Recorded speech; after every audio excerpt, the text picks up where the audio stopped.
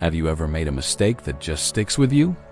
No matter how much time passes, you can't seem to shake off that feeling of guilt or shame. It's like having a little voice in your head, constantly replaying that moment, reminding you of what you did wrong.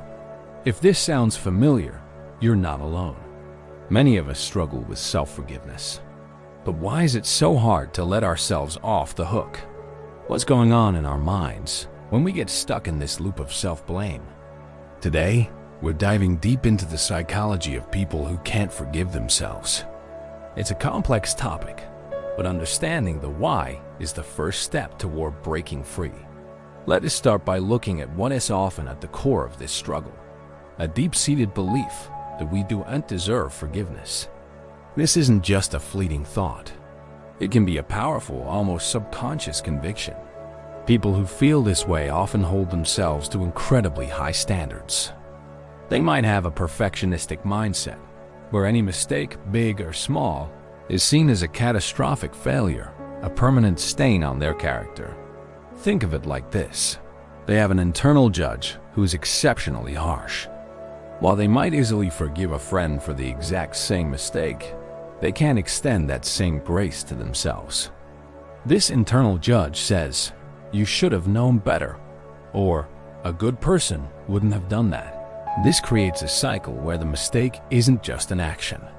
It becomes a reflection of their entire self-worth. They start to believe they are fundamentally flawed, and this belief makes forgiveness feel impossible, even undeserved. Another key psychological factor is something called rumination. Rumination is when you get stuck overthinking and replaying negative events in your mind. It's not the same as productive reflection, where you learn from a mistake and move on. Instead, it's like being on a mental hamster wheel. You go over the details of what happened, what you should have said, what you could have done differently, over and over again. This constant replaying doesn't lead to any new insights or solutions. It just intensifies the feelings of guilt, shame, and regret.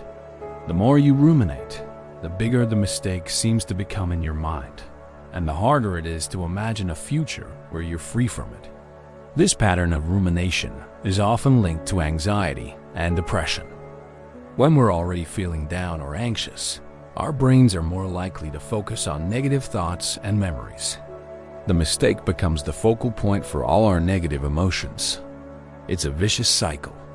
Feeling bad makes you ruminate, and rumination makes you feel even worse. It's a mental trap that can be incredibly difficult to escape without conscious effort. Empathy also plays a surprisingly complex role here. People who struggle to forgive themselves are often highly empathetic. They feel the pain they may have caused others very deeply.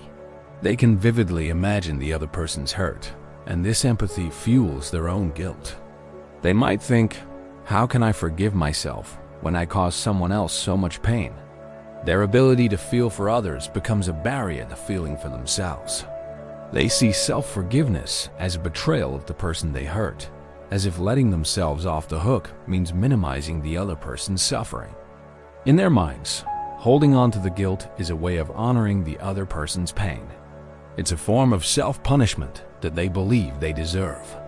While this comes from a place of caring, it's ultimately a misunderstanding of what forgiveness really is.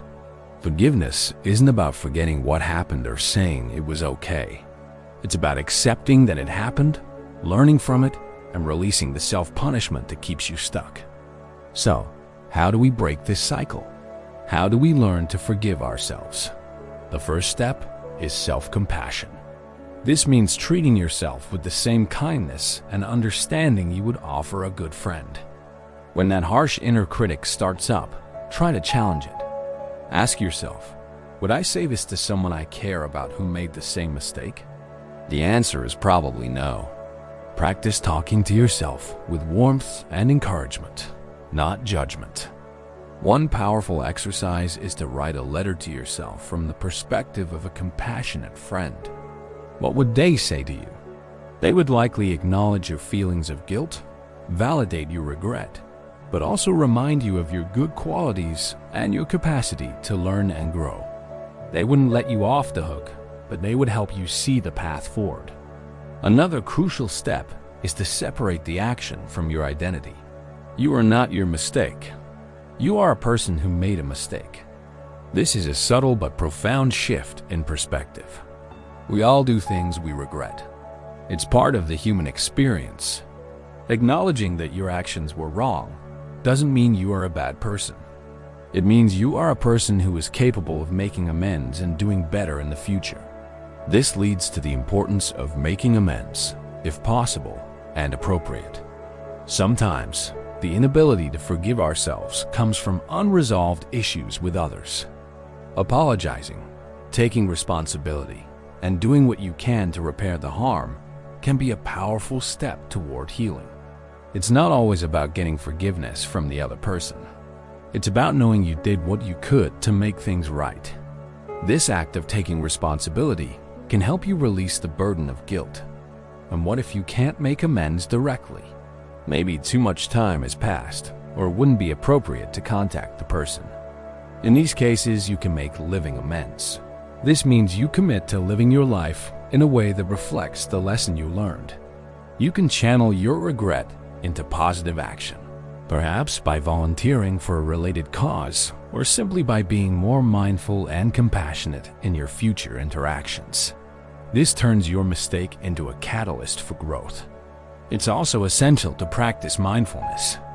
Mindfulness helps you break the cycle of rumination. When you find yourself getting caught in that loop of negative thoughts, mindfulness techniques can help you step back and observe your thoughts without judgment. You can notice the thought, "There's that guilt again," and then gently redirect your attention to the present moment, to your breath, to the sights and sounds around you. This doesn't make the thought disappear forever, but it weakens its power over you. You learn that you are not your thoughts. You are the one observing them. Finally, remember that self-forgiveness is a process, not a one-time event. It takes time, patience, and practice. There will be good days and bad days. Some days, the guilt might resurface, and that's okay. The goal isn't to never feel bad again. The goal is to not let that feeling control your life. It's about learning to acknowledge the feeling, treat yourself with compassion, and then choose to move forward. If you find that you're really stuck and unable to move past a mistake, it can be incredibly helpful to talk to a mental health professional.